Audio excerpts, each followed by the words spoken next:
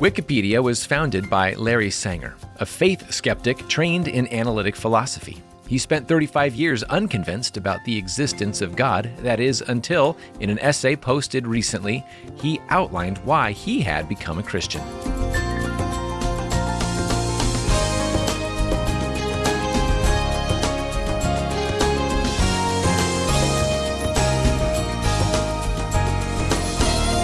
Before his founding of Wikipedia, Larry Sanger had grown up in a Christian home, but when he was going through a season of doubt as a teenager, he was asking earnest questions of a pastor who, with annoyance, brushed off his questions. And that sent this very intelligent teenager on a trajectory that would take him into the world of atheists and agnostics. So what drew him back? Several things.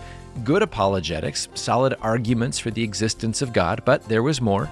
He was also influenced by the kindness and goodness of the Christians around him, and most important of all, he began to engage the Bible directly in an earnest quest for truth. As Jesus says, those who seek, find. Welcome to Haven Today. On this Tuesday, I'm David Wolin, sharing the great story that's all about Jesus, and we're continuing in our series on an incredibly important topic called When a Loved One Deconstructs. Yesterday began with a fantastic conversation with Alisa Childers, who helped us better understand what the so-called deconstruction movement is all about. After all, for many years, she herself struggled with her faith after a successful career in the contemporary Christian music world. But at the end of it, her faith was shaky, and due to the influence of a deconstructing pastor still teaching, her faith began to falter. Doubts crept in, and yet, the Lord brought her back to biblical Christian faith and a closer walk with Jesus than she'd ever had before. And because of her journey, Alisa has compassion for those who are struggling with their Christian faith today, especially those who claim they are quote-unquote deconstructing. But I think it's very appealing to people who may have felt harmed by the church, or maybe have seen instances of hypocrisy, or maybe have been through some spiritual abuse. I can see why it's appealing, because it probably feels safe when you feel like the authoritarian structure of maybe this stream of Christianity or that one has not been safe. Alisa Childers will be back in a moment to continue this discussion, and today's conversation will have something for both those who have loved ones who are wrestling with doubts or are full-on deconstructing, but also for someone who is struggling themselves with some doubt. Alisa has something very important to say to you, and I really encourage you to keep listening. But of course, there's only so much we can do in a radio broadcast. And so Alisa's book, which she co-wrote with an apologist named Tim Barnett, it is a resource you'll want to get in your hands. It's incredibly helpful in lots of categories. They have their fingers on the pulse of what's happening right now. It's educational. It's grounding to help you get inside the mindset of this movement. But also, it points you to hope and gives practical advice for how to be helpful rather than harmful to someone you love going through this turbulent journey. And ultimately, it comes down to the Lord Jesus Christ, who is our great hope. This is a book that points us to him, and I do recommend it highly. The Deconstruction of Christianity, what it is, why it's destructive, and how to respond. This is our thank you to you when you make your gift of support to Haven Today. And this series is one of many we have planned this year to talk about important topics like this. And we're here because listeners like you respond with a gift. And since we're 100% dependent on listener support, I ask you, would you consider a gift today, especially if you've never made one to Haven before? The number to call is 800-654-2836. That's 800-654-2836, or online at haventoday.org. That's haventoday.org. This is Haven Today. I'm David Wolin, and back with me today again is author, podcaster, conference speaker, Alisa Childers. Thank you so much for being with us again today. So great to be back with you. So yesterday we were talking about this trend of deconstruction. You said it is a kind of a modern thing that's happening, but it does have historical roots. For anybody that didn't catch that program, let's just give a little bit of a brief reintroduction to what we're talking about. So again, just orient us to what deconstruction is today. Right. So deconstruction is sort of unique to postmodernism, and not to use a bunch of big words, but postmodernism is really the culture that we live in Yep. today where people, it's hallmarked by a rejection of the idea that absolute truth exists or can be known, and especially as that would relate to grand explanations of reality, which really Christianity is it's an explanation of Yeah. reality. And postmodernism really rejects the idea that anybody could claim to know that. Hmm. And so deconstruction is a postmodern type of process where people are rethinking their faith, but they're not requiring scripture as a standard. They're not requiring objective truth outside of them. So it's really a shift of authority from truth really to the internal moral compass that each individual person has. Yeah. So the way I'm kind of hearing this is it's less about trying to get you to a destination. As an anti-Christian apologetic, it's not trying to make you believe something as long as you just come down and dismantle from the biblical Christian faith. That's deconstruction in essence. Yeah, I think that's accurate. Now, deconstructionists might quibble with you because in some cases they think they're more Christian than the Hmm. historic, view. And it also is important to acknowledge, in case anybody didn't listen last week, that we do acknowledge people are using the Yeah. word in lots of different ways, and not everybody means what I just said when they use the Sure. word deconstruction. So we're trying to define it as we see it mostly manifesting in culture and as it's connected to its postmodern roots, because it's actually a postmodern word that Hmm. goes back to relativistic philosophers from the 60s. And we see that play out even today in the deconstruction movement. Yep. And it really seems to have gained strength, especially in recent years. And I know you spend a lot of time talking with people. You speak at conferences. You have a podcast that in many ways is addressing this issue all the time. But talk to us a little bit about maybe why it's such a modern phenomenon, and maybe how it's manifesting, maybe some common themes that you're picking up since you've spent so much time, in this. Yeah, well, you did a really good job a minute ago when you said it's kind of like it doesn't really have a destination. And I think that's a really key point is a lot of the leaders in the deconstruction movement will actually say that. Like, it doesn't matter where you land. Wherever you land is up to you, as long as you leave behind what they call toxic theology. And so it's really viewed more like something, and this is where it is related to the deconstruction from the 60s that really had more to do with words, Hmm. where like Jacques Derrida, for example, who's referred to as the father of deconstruction, he didn't believe that words could be pinned down to singular meaning. So the meaning of the words was always in flux. It was kind of like the meaning was always arriving, but it never arrives. And then others have taken the work of Derrida and applied it to religion. And that's where we Hmm. get this idea of religious deconstruction. But in the movement, it's really not about, in fact, you wouldn't want to go into the deconstruction hashtag and say, hey, I've landed. I've landed on what I think reality is. They Uh-huh. will tell you, go back to the drawing board. In fact, one famous deconstructionist, he calls himself Naked Pastor, Hmm. and his name's David Hayward. And he has a video where he says, don't form new beliefs, because if you form new beliefs, you'll just have to deconstruct those. Just keep deconstructing. Make this a way of life. So ultimately, you never have to deconstruct the new beliefs that you have formed. Now, of course, that is a belief Yeah, I'm glad that you said I that. don't think he Yes. realizes would have to be deconstructed. It's not sustainable. It's Yeah. not actually possible to do that. But I think it's very appealing to people who may have felt harmed by the church, or maybe have seen instances of hypocrisy, or maybe have been through some spiritual abuse. I can see why it's appealing, because it probably feels safe when you Hmm. feel like the authoritarian structure of maybe this stream of Christianity or that one has not been safe. Hmm. So we have a vast audience listening today. We're all over North America, U.S., Canada, all over the Philippines. There's other places where this program is heard. So just to say, our audience is vast. And a lot of our listeners are going to be, I know, in the category of, often my loved one is going through something like this, or, my child, grandchild.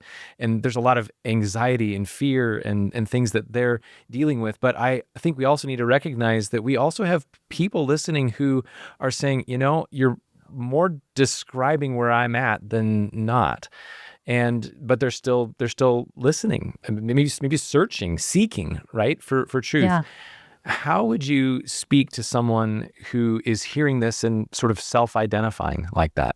Well, I first of all, thank you for listening. And I would say my encouragement to you would be and this might sound a little shocking, but don't deconstruct, but rather doubt, but doubt in a healthy way. And here's what I mean.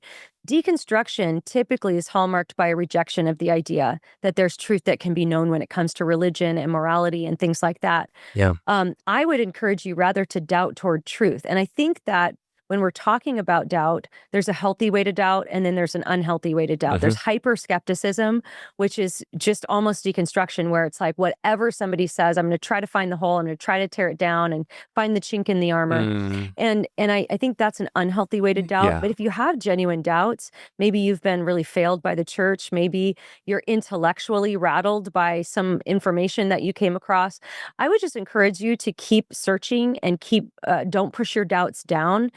There's nothing wrong with doubting. In fact, a lot of people, I think, have a misconception that faith and doubt are opposites.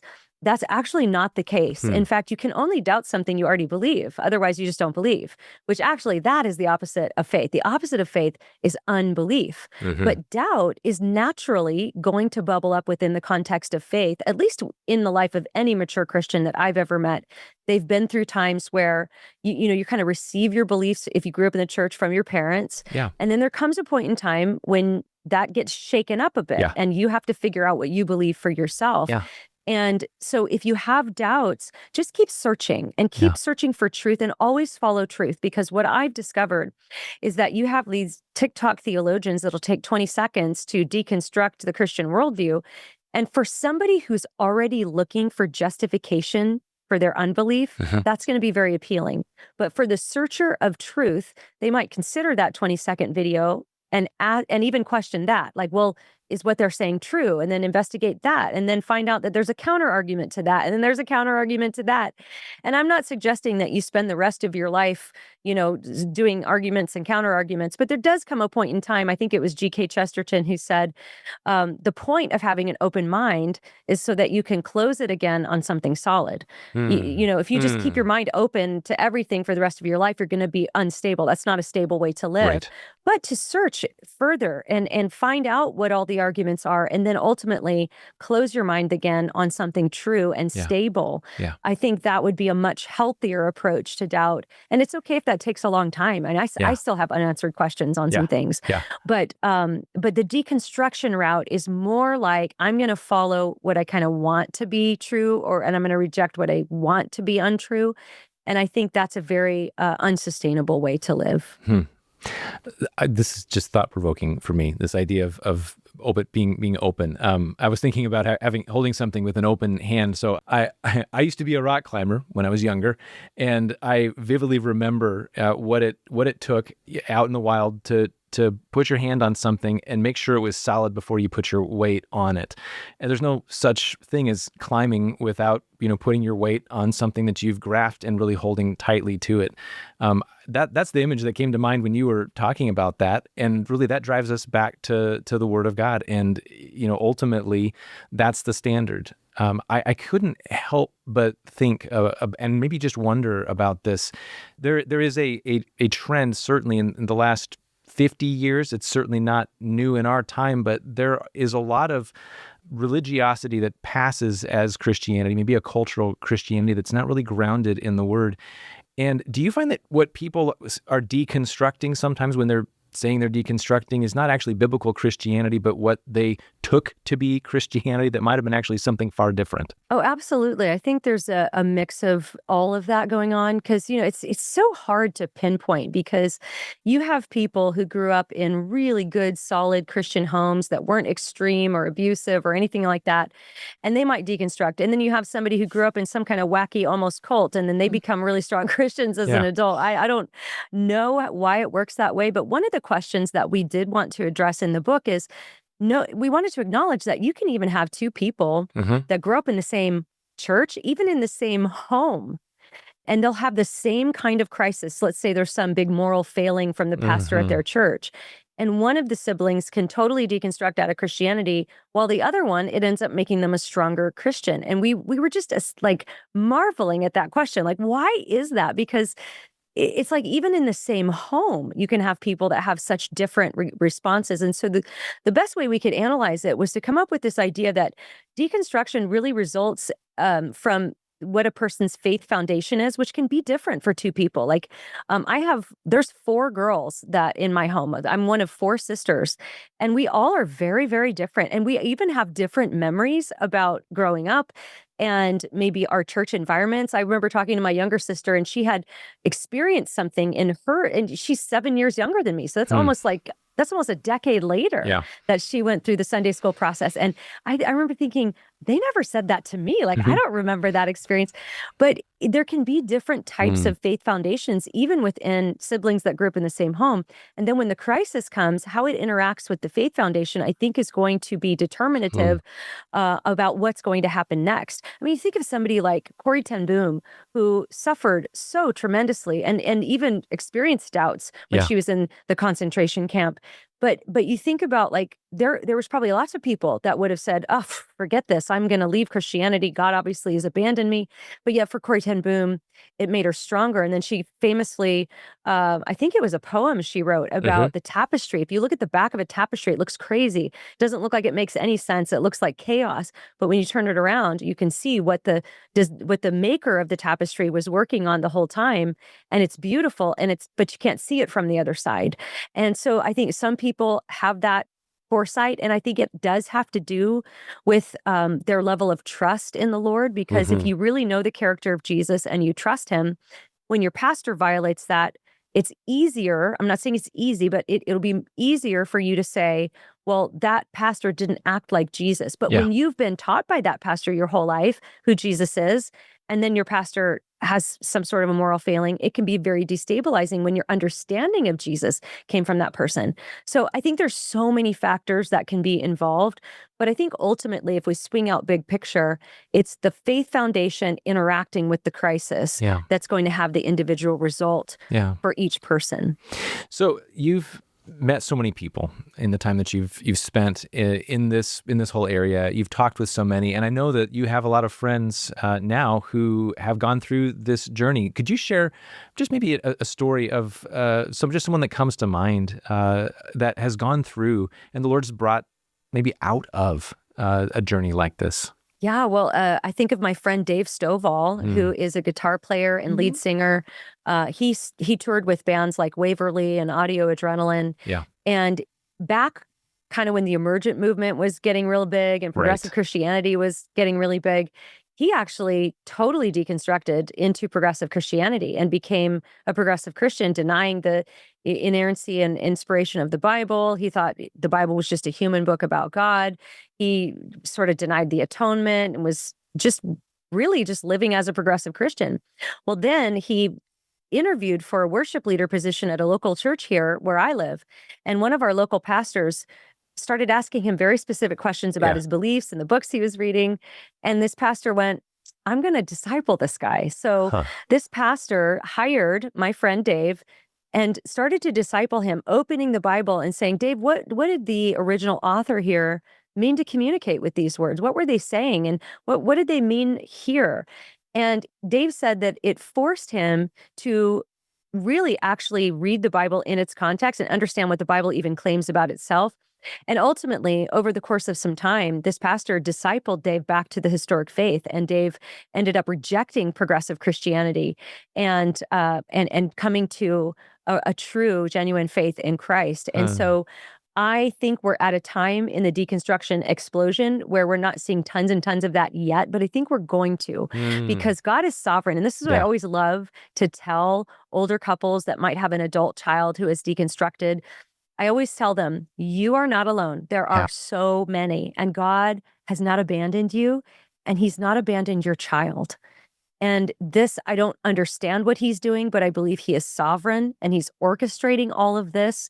And I have my speculations about what he might be doing. But ultimately, I know that for those who love him and are called according to his purpose, he's working all things together for good. And I think this is possibly giving people a chance to realize whether or not they're actually Christians. And you can't just be a cultural Christian anymore. And so maybe some of them are deconstructing out of the faith, but I think Mm, it's also shaking people up who truly are Christians to say, what do I really believe? yeah. And maybe they have a season of of going through a type of deconstruction that they don't even realize is deconstruction. And ultimately, God will use that to strengthen their faith in the future. But I have a lot of hope with this because I know how big my God is. Yes. And I know he's sovereign. And I know that he's up to something in all of this. So helpful. Well, Alisa Childers, thank you for your time and for sharing with us today. And just one more time, I'm looking forward to welcoming you back because I do want you to be able to share your story with our listeners because this is very personal for you. This is the life that the Lord has led you on a journey through, and you have, I think, some encouragement that our listeners will really appreciate hearing. So, but for today, thank you so much for your time. I appreciate it. Oh, thanks for having me. This is Haven Today. I'm David Wolin. And with the brief time we have left, may I encourage you to take action right now. If you have a loved one doubting, struggling with Christian faith, consider this. The Lord has put you in their lives. How you listen and respond to them can make a difference, and the time is now.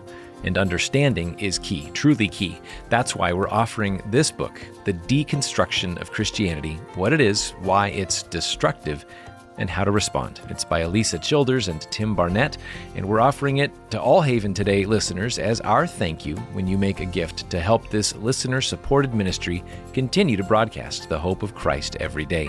So would you reach out now and make your gift? You can call us at 800-654-2836. That's 800-654-2836, or go online to haventoday.org. That's haventoday.org. I'm David Wolin. Won't you come back again next time?